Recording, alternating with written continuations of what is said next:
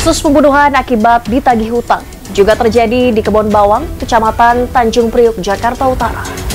Korban Sri Suharti Kartiana tewas setelah dihantam menggunakan linggis oleh pelaku dan ditemukan di kamar mandi rumahnya pada Jumat 14 Maret 2025 lalu.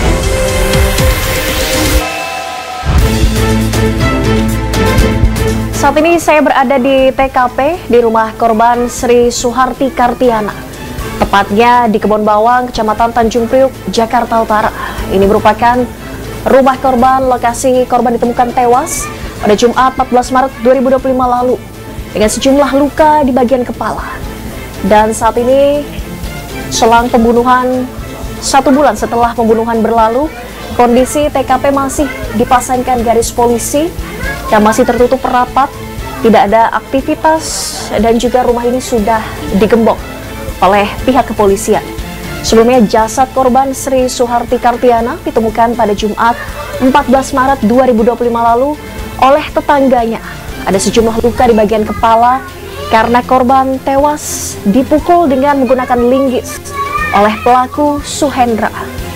Dan motif dari pembunuhan ini juga karena pelaku kesal kerap ditagih utang oleh korban.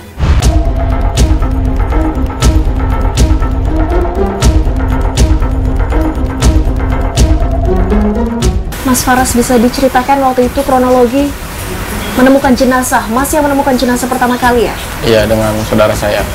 Gimana waktu itu, Mas? Dengan om saya. Waktu itu sempat almarhum korban kabarnya hilang selama sehari.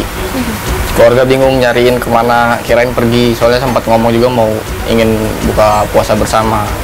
Jadi keluarga kita ngiranya pergi, tapi kok udah seharian HP-nya juga nggak bisa dihubungin. Biasanya kalau pergi kan HP bisa dihubungin, ini HP nggak bisa dihubungin. Ya udah, akhirnya kita keluarga sepakat untuk hari esoknya buat ngedobrak rumah. Korban tinggal sendiri di rumahnya? Sendiri, baru setahun ini sendiri. Baru setahun ini sendiri? Iya. Sebelumnya tinggal dengan suaminya. Oke, kemudian saat ditemukan kondisinya seperti apa, Mas? Udah tergeletak di kamar mandi. Di kamar mandi? Iya. Kondisinya seperti apa? Terlungkup tidurnya, madep kanan. Terlungkup? Iya, dengan pakaian menumpuk di kepala. Pakaiannya menutupi kepala? Iya. Kemudian pada saat itu apa yang dilakukan Mas Horas dan pihak keluarga? Ngedobrak pintu dulu, ngedobrak pintu bawah, baru setelah itu manggil dokter. Setelah dokter datang, kata dokter ini udah lebih dari 8 jam meninggalnya. Sudah lebih dari 8 iya. jam? Artinya pada saat pihak keluarga mencari korban ini, iya, kemungkinan sudah dibunuh? Iya. Kemungkinan sudah tewas begitu? Sosok pelaku ini, keluarga mengenal sosok Suhendar? Kalau kenal, cuman deket mah nggak terlalu dekat, soalnya ini dulu kebetulan tinggal di tetangga juga sebelah sini rumahnya. Sekarang masih tetangga? Udah enggak, cuman istrinya masih di daerah sini juga. Dia suaminya itu udah lama nggak tinggal di sini, jadi nggak ada yang ngira juga kalau orangnya itu. Keluarga tidak terlalu kenal dekat? Nggak terlalu kenal dekat, cuma keluarga pelaku suami istri punya hutang sama almarhumah korban. Punya hutang? Iya, setahu saya. Cuman keluarga tahu hutang tersebut? Nominalnya sih nggak tahu, cuman tahu pernah punya hutang. Tapi nominalnya tidak tahu pihak keluarga. Iya. Tapi memang kedekatan antara korban dengan pelaku ini memang teman atau sebatas tetangga? Tetangga aja. Hanya sebatas tetangga? Iya, dekat juga enggak. Tapi keluarga tahu pernah ada uang yang dipinjamkan? Iya. Oke. Kemudian setelah meninggal dunia, waktu itu penangkapan dari pelaku berapa lama sejak jenazah ditemukan? Kurang dari 1 kali 24 jam kalau nggak salah. Soalnya saya juga waktu itu di Polda sih, nggak tahu tangkapnya kapan, tiba-tiba udah dijemput mobil. Saya di Polsek sehari, di Polda sehari. Waktu itu Mas Faras dimintai keterangan sebagai saksi. Sebagai saksi? Iya. 2 hari? 2 hari. 1 hari di Polres, 1 hari di Polda? Iya. Kemudian keluarga apakah menemukan bukti-bukti dokumen kalau pelaku ini pernah berhutang kepada korban? Kalau dokumen sih nggak nemu, cuman punya hutangnya udah lama. Sudah lama? Iya. Tapi sempat ketemu di Polres? Di Polda ketemu. Di Polda ketemu. Pelaku tidak sampaikan apa-apa? Enggak sih. Tidak sampaikan permintaan maaf juga? Dari keluarga pun sampai sekarang nggak ada permintaan maaf. Oke, harapan dari pihak keluarga Mas atas kasus ini? Ya, harapan dari keluarga sih kita mengharap pelaku diberi hukuman yang setimpal ya dari pembunuh ini, dan semoga juga kasusnya cepat kelar. Baik, terima kasih Mas. Semoga keluarga diberikan ketabahan atas kepergian dari almarhumah dan keluarga diberikan kesabaran. Terima kasih banyak telah berbagi untuk iNews Files.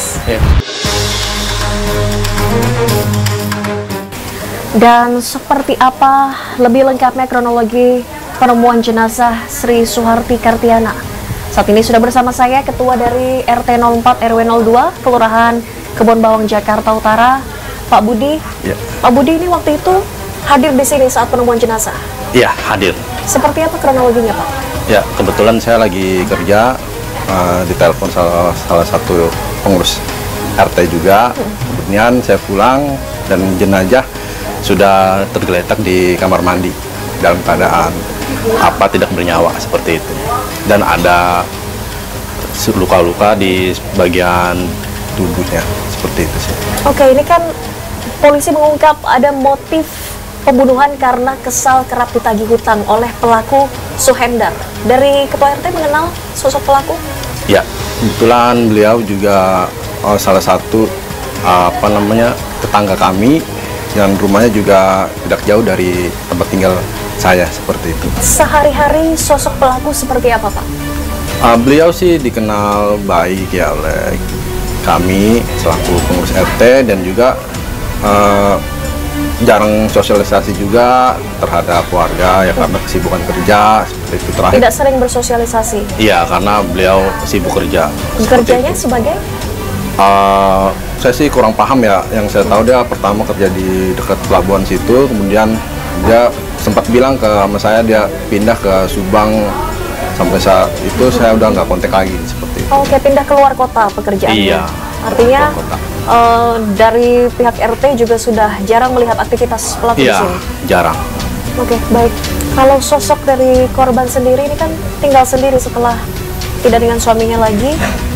Iya, tinggal apa sendiri. Keseharian korban? Keseharian sih beliau baik terhadap tetangga dan juga sering menegur sapa terhadap saya juga pun suka menegur sapa. Terakhir saya lihat dia sering membeli pada saat puasa, membeli bukan untuk puasa, seperti sering komunikasi. Itu baik. Apakah dari tetangga di sini ada sempat mendengar cekcok mungkin dengan pelaku? Tidak ada. Tidak ada mendengar cekcok? Tidak ada yang mendengar.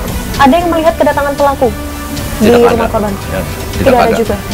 Jadi tidak ada tanda-tanda keributan begitu ya Pak Budi ya? Iya, jadi keributan tidak ada yang mengetahui seperti itu, ya kan?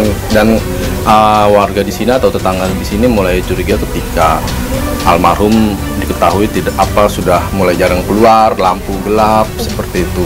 Biasanya kan lampu menyala dia keluar untuk membeli makanan atau ngobrol dengan tetangga seperti itu. Tidak ada aktivitas di rumah pada saat itu.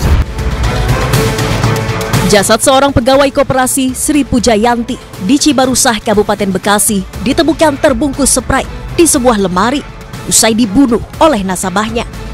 Selengkapnya hanya di iNews Files sesaat lagi. Mencegah orang melakukan kekerasan karena berhutang, ya stop kita memberikan hutang.